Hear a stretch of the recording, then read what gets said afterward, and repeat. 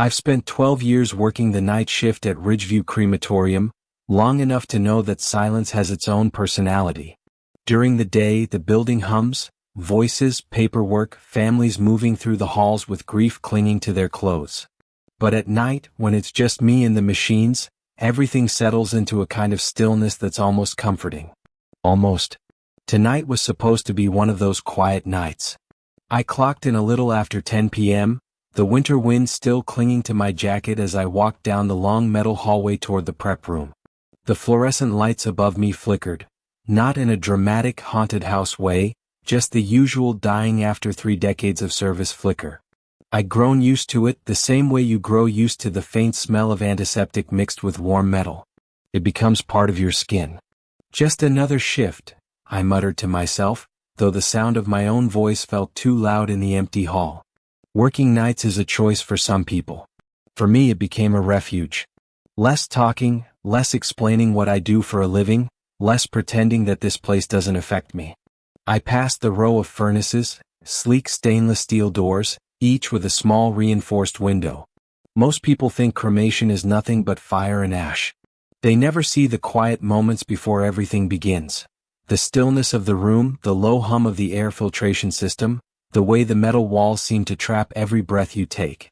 My hand brushed against the clipboard hanging beside cremation chamber 3, and I froze. It was empty. No initials from another staff member. No scheduled maintenance note.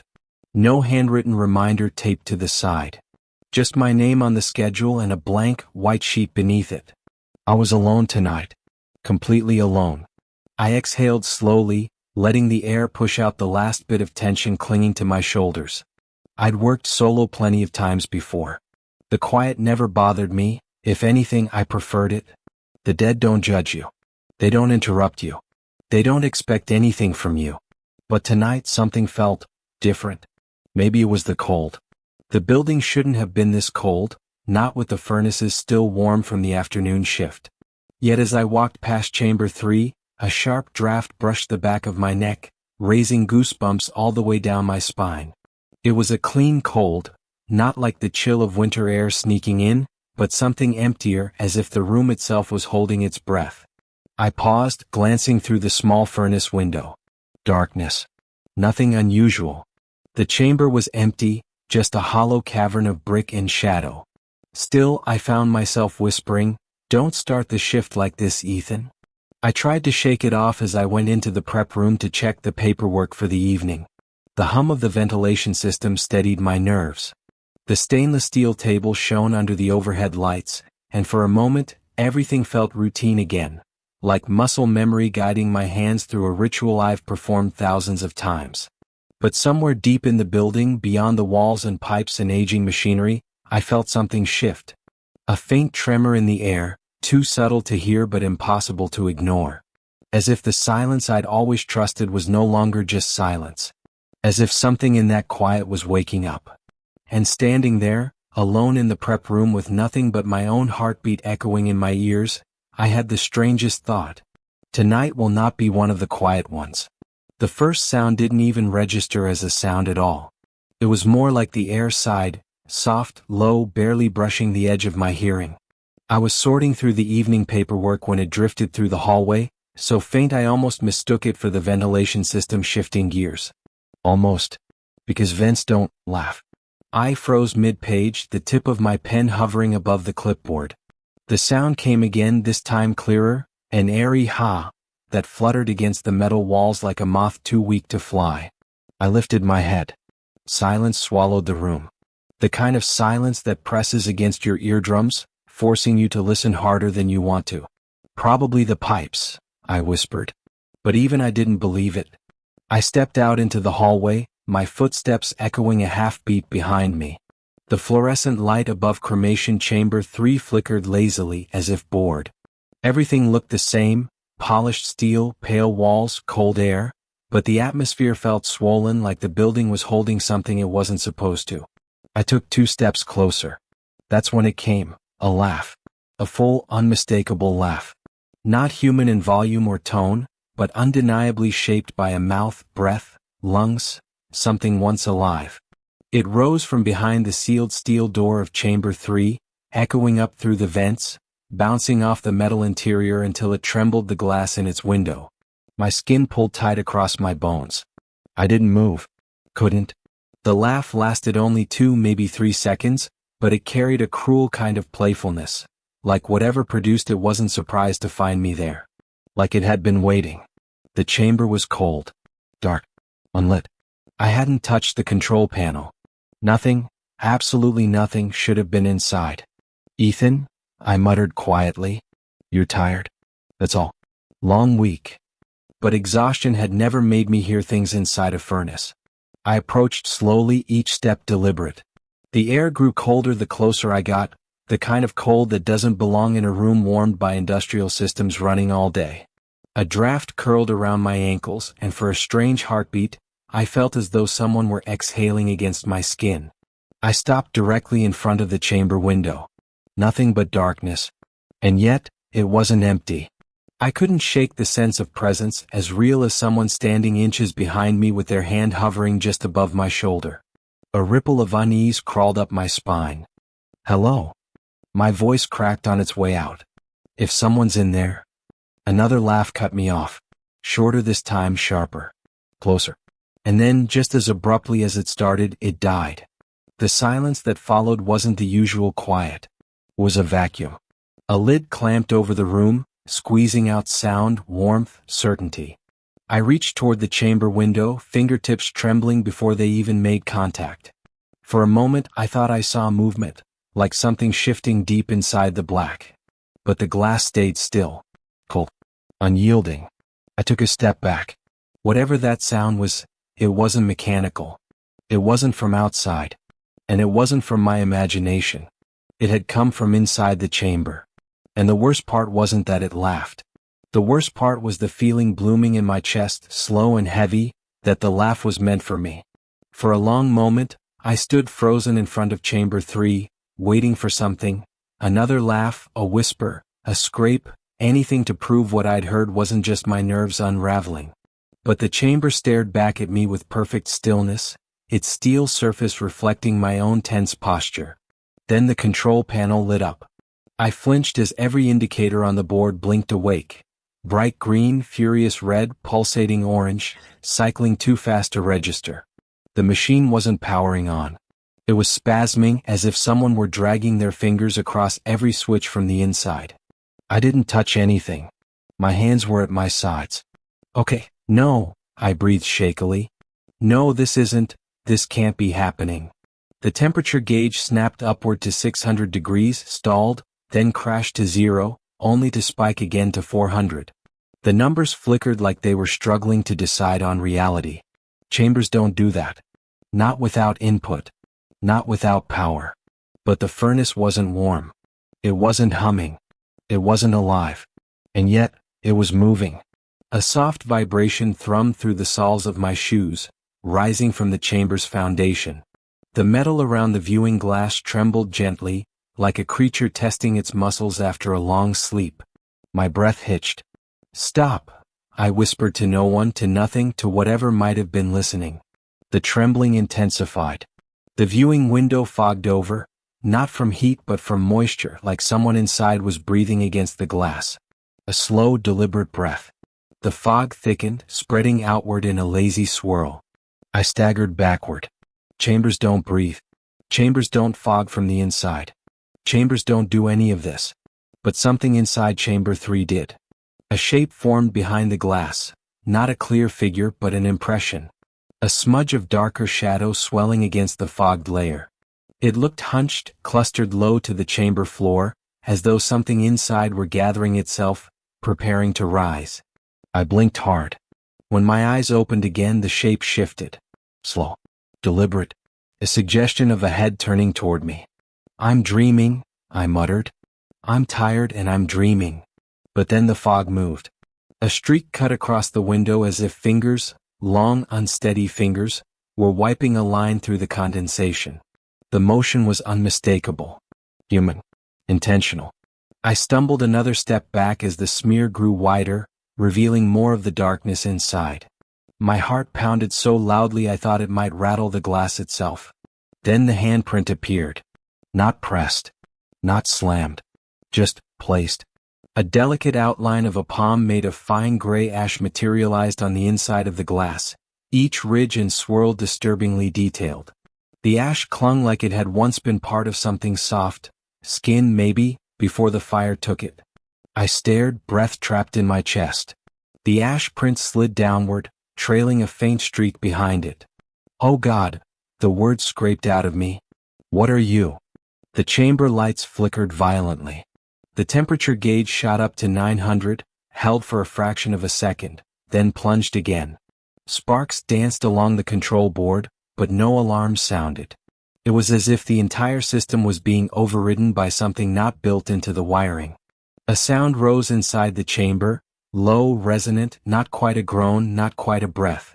Something between the two. A sound that vibrated my ribs. The shadow inside shifted again. This time it moved upward. I backed toward the wall, palms sliding across cold metal as adrenaline flooded my veins. Every instinct screamed to run, but something rooted me in place. Curiosity, fear, guilt, maybe all of it. I couldn't look away. The handprint on the glass pressed harder, ash scattering slightly around the edges, as if whatever was behind it was leaning closer. Static buzzed across the intercom system overhead, a sharp, grating whisper, followed by a voice distorted beyond recognition. "Ethan." My name. Faint. Drawn out. Pulling through the vent like a dying breath forced through metal. I felt the blood drain from my face. Something inside that chamber knew me. And it wasn't finished. My name drifting out of chamber 3 hit me harder than the laughter. The laugh felt mocking. The trembling glass felt impossible. But hearing Ethan, dragged through metal and ash, felt personal. Too personal. I stumbled away from the chamber until my back pressed against the opposite wall. The steel was ice cold, grounding me just enough to breathe without shaking apart. I needed distance. Space. Something rational to grab onto before the fear swallowed every part of my mind. There was nothing rational in that hallway. So I forced my legs to move and fled toward the prep office. The moment the door shut behind me, the building seemed to inhale and exhale, settling, quieting, pretending to be normal again.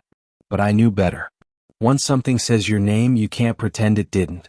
My hands shook as I reached for the old filing cabinet beside the desk.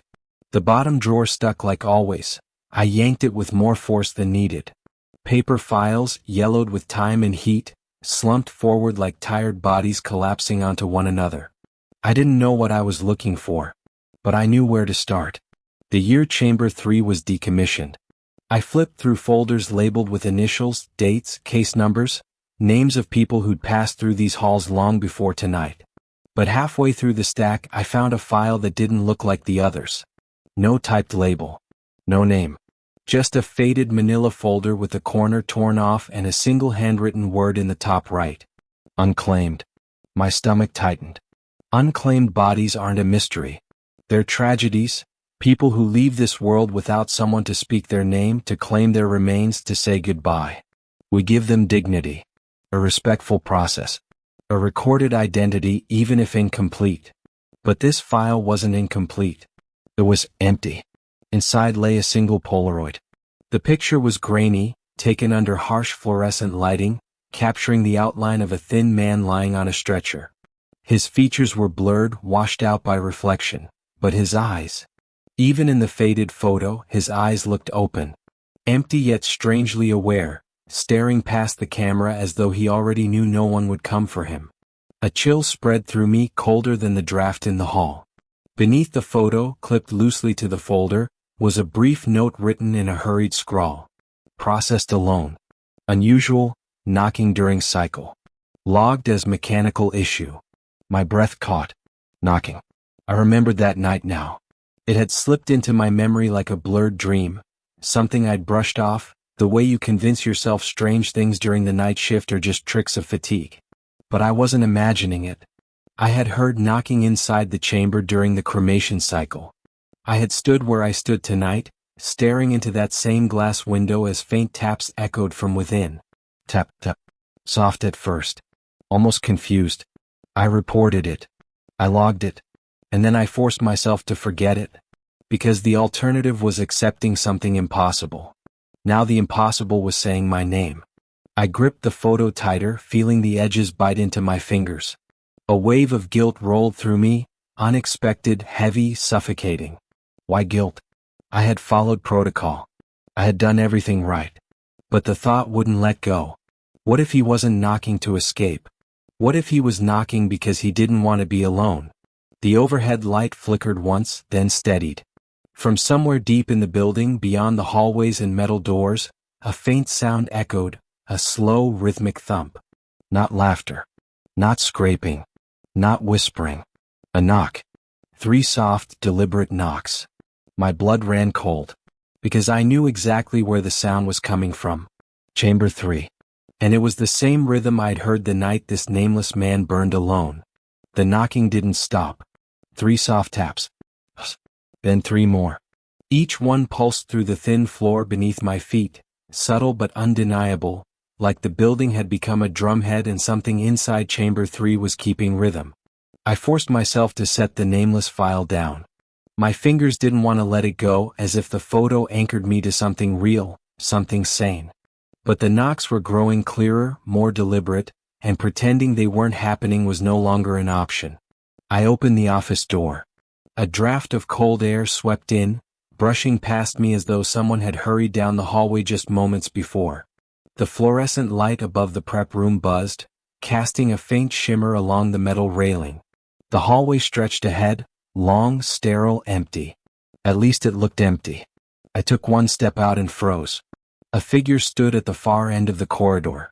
Silhouetted under the flickering emergency light, the shape was unmistakably human, tall, thin, motionless. Not slumped, not wandering. Just standing. As if waiting for me to notice. My breath stuttered painfully in my chest. "Hello?" I called out, though the word trembled on its way out. No movement. No response. Not even a shift of weight. I blinked, trying to force my eyes to adjust, to turn the figure into something normal. A coat rack, a shadow, a trick of the failing lights. But the silhouette was too precise. Too defined. Shoulders, arms, head angled slightly to the side as if listening. The knocks came again behind me, echoing down the hall from Chamber 3. The figure still didn't move. For a second, an irrational thought sparked through my mind. Is it the man from the Polaroid?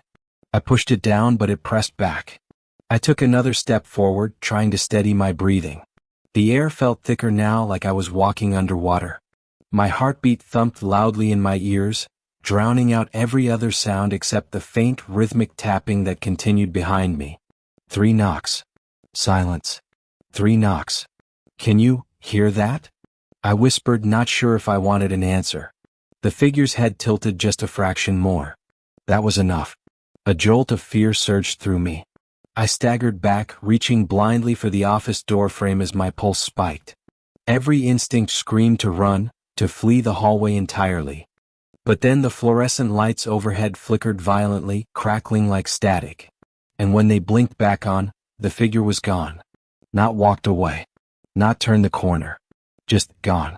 The end of the hallway was empty again, as if nothing had ever been there.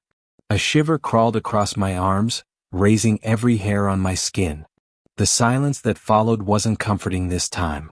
It was watching me, waiting for me, bending itself around the space the figure had just occupied. I forced myself to breathe, slow, deliberate, shaky. The knocks echoed again, louder this time, reverberating against the metal walls. Whatever I'd seen, or whatever had seen me, wasn't the source of the sound. It was something else. Something still inside Chamber 3. Something that knew my name, that remembered the night it was left alone. And as I stared into the empty hallway, dread settled over me like a second skin. If that shadow wasn't the one knocking, then I wasn't dealing with one presence tonight. I was dealing with 2. The hallway felt emptier after the figure vanished, so empty it felt wrong. The kind of wrong that settles into your bones, whispering that whatever stepped out of sight hadn't truly left. It was just hiding. Waiting.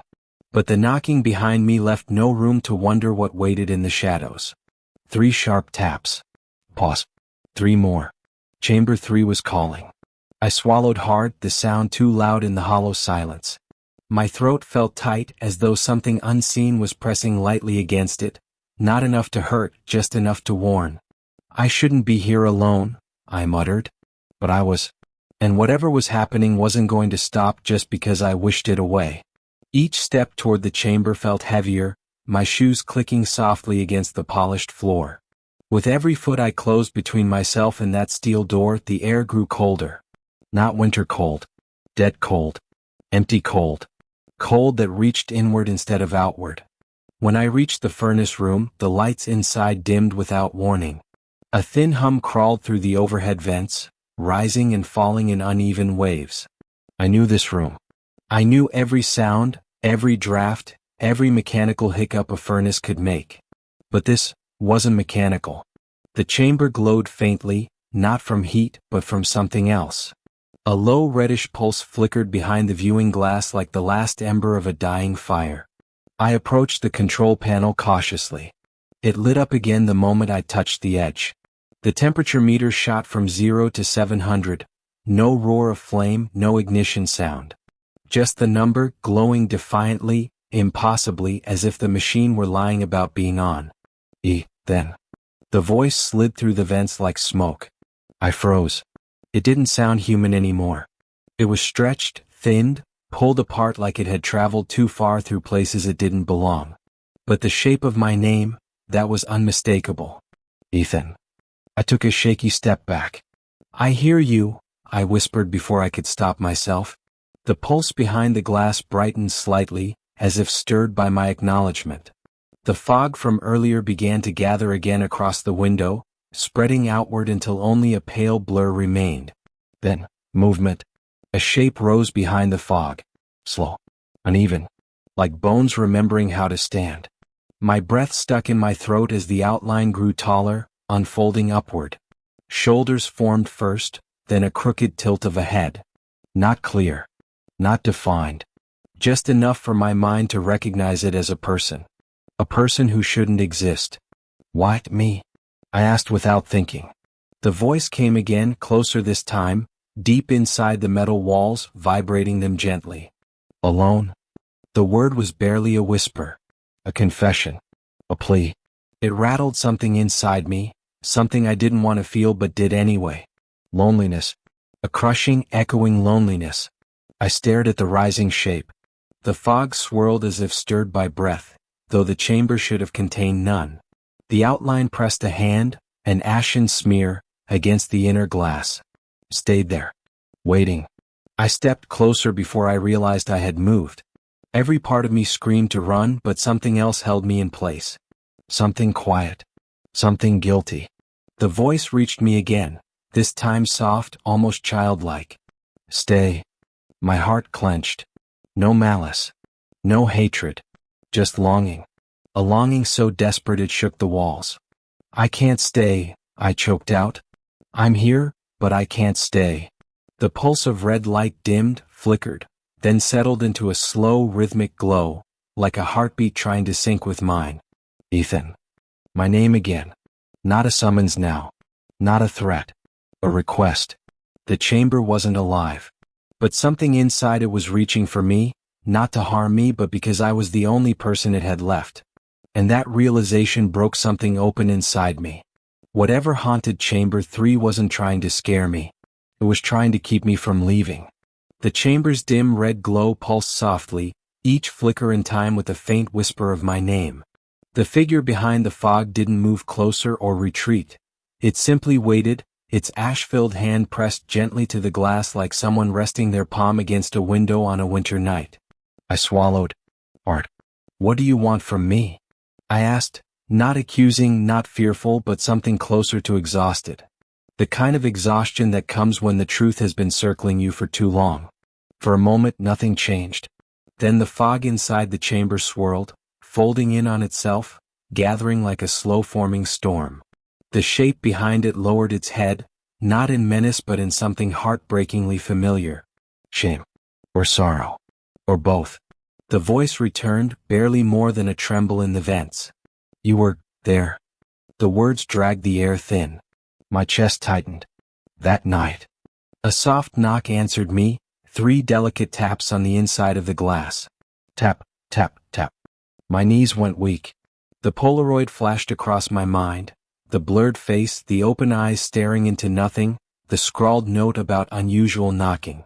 I had buried that memory so deep I forgot where I left it. But now it dug itself out and stood in front of me, alive in the worst way. "You were knocking," I whispered. The figure bowed its head slowly, confirming. "I heard you." Another knock. One single, fragile tap. "Yes," I said, voice breaking. "I heard you, but I told myself it wasn't real." The red glow dimmed as if in response, not out of anger but hurt. A wave of guilt hit me so violently I stepped forward without thinking. Closer to the heatless glow, closer to whatever was reaching for me from the other side. "I'm sorry," I said. "I should have stopped the cycle. I should have." The chamber vibrated gently, cutting me off as though urging me not to finish the thought. The fog cleared slightly, enough that I could see more of the figure. No face, no detail, just an outline. Fragile. Small. Terribly human. "No, hurt," the voice murmured, fading in and out like a flickering radio signal. "Not blame. Not blame. Not anger. Loneliness. The worst kind, the kind that doesn't fade just because life has ended." I sank onto the cold floor, unable to stand beneath the weight of it all. The chamber window towered over me, the handprint still pressed to the glass, the shape behind it unmoving except for the faint pulse of its glow. "Why me?" I asked again, quieter this time. The answer came slowly, syllables stretched thin. "Only one who heard." The words stabbed deeper than any accusation could. "You remembered," the voice added, barely audible. "You kept me." "I didn't keep anything," I protested weakly. "I forgot everything about that night." The fog swirled in agitation. "No." The whisper was firmer now, clearer, still broken but desperately insistent. "You felt wrong inside." I pressed a hand to my chest, startled by how deeply that truth hit me. I had felt wrong that night. I hadn't slept for days afterward. Something in me had known I wasn't alone during that cremation, but instead of facing it, I buried it under years of routine. "You wanted someone to remember you," I said softly. The chamber exhaled, a long, low release of air that didn't belong to any machine. "Alone?" the voice whispered again. "So long?" The shape lifted its head. The ash hand pressed harder to the glass, not threatening, not pleading, just reaching. Reaching for acknowledgement. Reaching for company. Reaching for a connection it had been denied even in death. I stood slowly, my legs trembling. "I can hear you now," I told it. "I'm here. I'm listening." I didn't know why those words felt heavier than they should have. But as they left my mouth, something inside me shifted. A small crack in a wall I'd spent years pretending wasn't there. Maybe it was because I'd always understood loneliness a little too well. My father died when I was 20, and I never made it to the hospital in time. By the time I arrived, all that was left was a chart, a closed door, and a nurse who told me he went peacefully. But I never believed it. I always wondered if he had reached out, hoping someone would be there to hear him, and found no one. So when this presence, this soul, said my name, it touched a place I'd buried so deep I forgot it still ached. Maybe that's why I couldn't walk away tonight. Maybe that's why something in me whispered that I owed him what I couldn't give my father. A moment where he wasn't alone. The weak glow inside the chamber brightened, just enough to illuminate the outline more clearly. Just enough for me to feel an overwhelming wave of emotion that wasn't my own. Gratitude. Relief. A yearning so old it felt ancient. "Ethan," the voice whispered once more, softer than ever, like a secret being entrusted to me alone. And then, in a tone that sounded almost like a sob, "Thank you." The lights above us flickered. The chamber stilled. The fog retreated. But the presence didn't fade. It lingered, closer, calmer, waiting for something more. Something I wasn't sure I was ready to give. The chamber was quiet again, but not empty. Silence no longer felt like an absence. It felt like someone holding their breath, waiting for my next move. The faint red glow inside pulsed with a new steadiness, as though the presence within had gathered itself, bracing for something it feared to say. My hands trembled at my sides. What do you want me to do? The fog inside the chamber drifted like a sigh.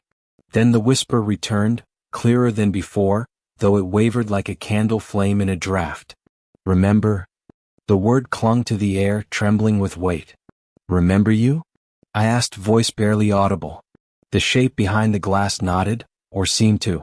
The movement was subtle, almost imperceptible, but the intention behind it was unmistakable. Don't let me fade? A sorrow so deep it felt physical washed over me. I stumbled a step closer, stopping only when my hand nearly touched the cold glass.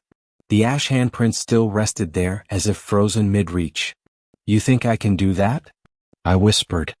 Just one person remembering, is that enough? The chamber gave a soft, low vibration. Not mechanical. Not threatening. Affirming. One is enough. I shut my eyes, overwhelmed. The world had failed him. Death had forgotten him. Time had tried to erase him. And somehow, impossibly, he had clung to this place, to this moment, to me. But as the pulse of the chamber steadied, something else rose with it, a truth I hadn't wanted to face. The knocking. The photo. The way his eyes seemed open in that Polaroid, staring past death itself. What really happened that night? I asked, heart pounding. Why couldn't you move on? The fog surged inward, swirling like a storm gathering momentum. The temperature in the room dropped so sharply my breath misted in front of me. For a moment I feared I'd asked the wrong question.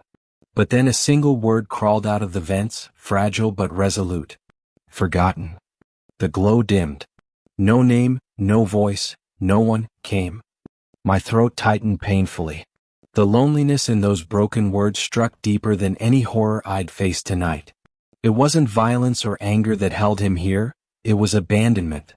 A life erased before it had a chance to mean anything to anyone. I didn't know, I whispered, voice cracking. I didn't know you were still aware. Alone. The whisper fractured like a cry left too long inside a body that never learned how to let it out. Too long? The truth hit me, not as a revelation but as a wound reopening inside my chest. He hadn't stayed because he wanted company. He had stayed because this furnace had been the last place he existed in the world. And Chamber 3, in its cold, indifferent steel, was the closest thing he had to a grave.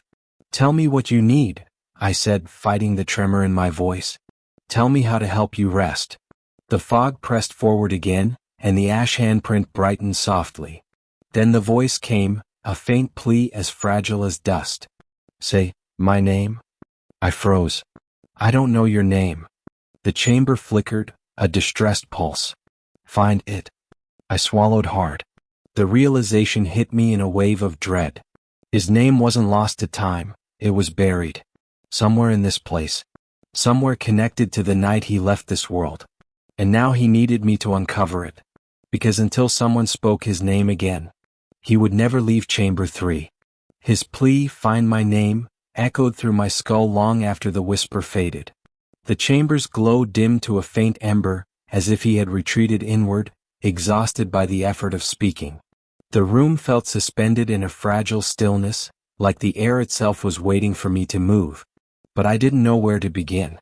I don't know where it is, I said softly. Help me, show me. For several seconds nothing happened. Then all at once, the chamber lights flickered violently, the metal walls shuddering with a low groan that rattled my teeth. The red glow flared. Fog spiraled upward in a frantic twist, swirling faster and faster until it slammed against the viewing glass in a burst of ash. The lights overhead snapped off, pop, pop, pop, one after another, plunging the room into near darkness. Only Chamber 3 remained lit. Its glow deepened into a dark crimson pulse, beating like a heart on the edge of collapse. Then a new sound joined the pulsing, a scraping, slow, heavy, dragging, coming from behind me. My breath caught. I turned toward the hallway, but the darkness swallowed everything beyond the doorway. The scraping grew closer, echoing along the metal floor like something being pulled or crawling. Is that you? I whispered. A soft knock answered, not from the hallway but from inside the chamber. He wasn't warning me. He was showing me. The scraping was memory. his memory, and he was pushing it into the world around me. The temperature dropped again, my breath turned to mist. The darkness at the hallway entrance thickened until it felt solid, as if the void itself were bending, taking shape. A presence grew within it, tall and thin, reminiscent of the silhouette I'd seen earlier. But this one was different. This shape slumped forward, dragging one leg as it moved closer, its form flickering like a broken reflection in a window. The scraping matched its steps perfectly, each shuffle pulling the sound across the floor. My heart pounded painfully. The chamber pulsed again, brighter, frantic. Fog swirled across the glass and the whisper came, strained, urgent. Not him. Not him. The thing approaching wasn't the man inside the chamber. What is it? I choked out. The whisper trembled. Fear, what became. In that moment, something inside me finally understood. The thing dragging itself toward me wasn't a soul at all. It wasn't Caleb. It was everything he felt in the moments before he died. The terror, the abandonment, the disbelief that no one would ever speak his name again. That fear had soaked into the chamber walls, into the brick, into the heat, and when his body vanished into ash, the fear stayed behind. It had no voice, no memories, no identity, just instinct, just panic. A twisted imprint of a final moment stretched too thin across time. Caleb's soul had survived the fire. But his fear had survived it too, and fear doesn't know how to rest. My blood ran cold. This distorted shadow. This crawling memory. It was the embodiment of his suffering, the fear he carried in his final moments, the terror of dying alone, unheard, unseen. Not a ghost. Not a soul. But the echo of his panic imprinted on the place where he'd passed on. And it was coming for me. The figure shuddered again, jerking violently as it dragged itself forward. Its outline snapped in and out of the dim emergency light, a shape made of absence, of darkness thick enough to feel. I stumbled backward until my hand pressed against the chamber door. The glow rose behind me, a protective flare. Ash dust swirled from the vent above, drifting toward the hallway like a barrier. The shadow reeled back slightly, recoiling from the ash. It wasn't stopped, it couldn't be stopped. But it hesitated as if the presence inside Chamber 3 held it at bay. Help me, the whisper urged. I'm trying, I shouted. The lights above flickered back to life for a single second, long enough to illuminate something on the far wall of the furnace room. A small, rusted metal tag, half buried behind a loose panel, covered in soot, bent, almost unrecognizable. But stamped into it, faint but readable, was a single name. My breath left me in a broken gasp. I rushed toward it, the shadow surging after me with a strangled, rattling hiss. The chamber roared behind me, silent fire, pulsing heatless light, a final desperate push to keep the darkness away. I grabbed the tag, gripping it so hard the edges cut into my palm. His name. His real name. I turned back toward the chamber. I found it. I shouted, voice cracking. I have your name. The shadow shrieked, a sound like metal tearing. The chamber glowed brighter than ever, its pulse steadying into one final, powerful beat. A beat that demanded one thing. Speak it. The chamber pulsed like a heartbeat waiting to stop. The shadow in the hallway writhed, shrinking and stretching as if torn between approaching me and dissolving into the walls that birthed it. The cut metal tag trembled in my hand, the letters cold enough to bite into my skin. I took one breath, steady, shaking, human, and spoke his name aloud. Caleb. The building reacted instantly. The shadow shrieked, collapsing inward like smoke sucked through a vacuum.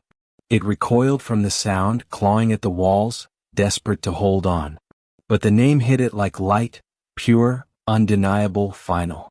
It tore through the darkness until the thing dissolved into ripples of air that drifted away like dying embers.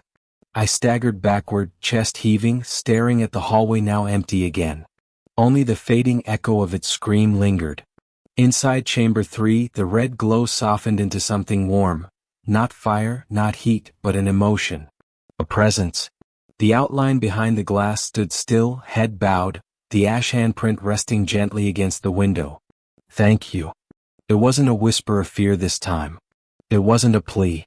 It was relief, soft, fragile, honest.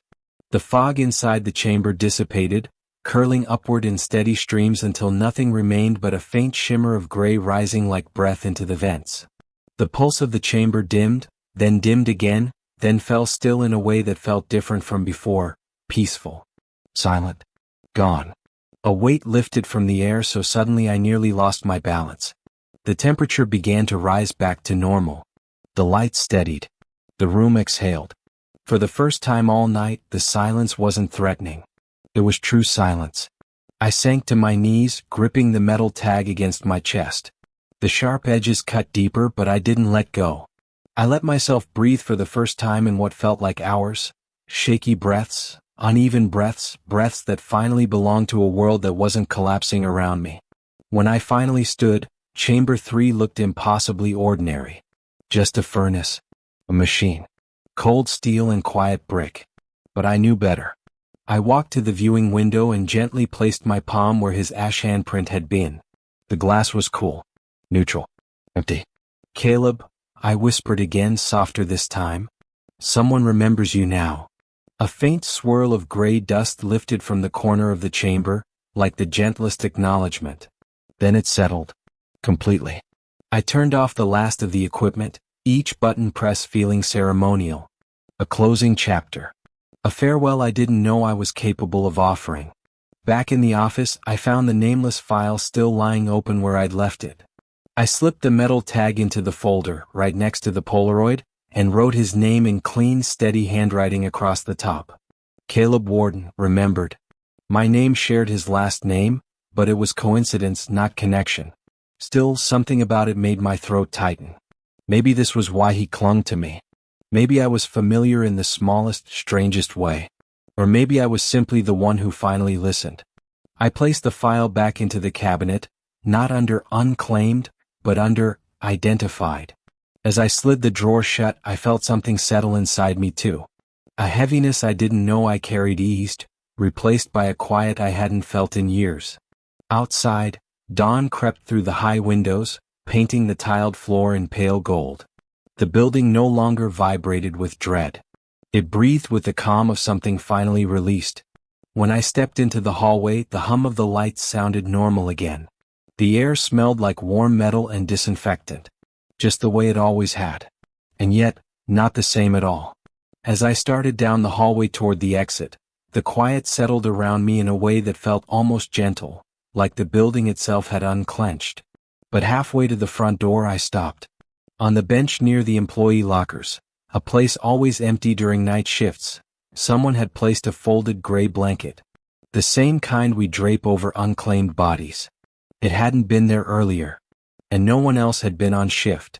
A faint warmth lingered on the metal bench, as if someone had been sitting there only moments before, waiting. Not haunting. Not threatening. Just waiting to say goodbye in the only way they still could. I stood there for a long moment, unable to move, feeling the weight of a presence I could no longer see, but could still feel, quietly thanking me. As I reached the exit, I glanced back once more at Chamber 3. Its door stood closed. Still. No glow behind it. No fog. No presence. Just before I turned away, something subtle caught my eye, a faint shimmer on the floor right beneath the chamber door.